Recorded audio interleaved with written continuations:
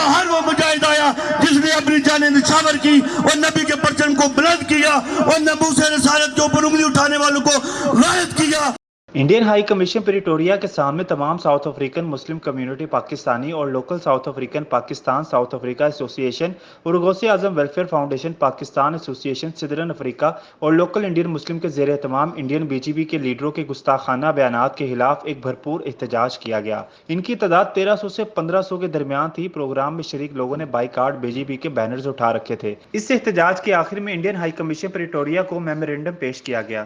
حکومت انڈیا کو بھی پیغام دینا چاہتا ہوں کہ آپ فوراً نوبل شرما کو قانونی کارروائی کر کے یہ دہشت گردی ہے جو کچھ انہوں نے مسلمانوں کے جذبات سے پہلے کھیلا، اور میں حیران ہوں ان مسلمانوں کے اوپر جو پسے ہوئے ہیں انڈیا کے اندر۔ مظلوم مسلمان اپنی مظلومیت کے باوجود وہ سڑکوں پر نکلے، انہوں نے اپنی ناموس رسالت کے لیے لاشیں اٹھائیں۔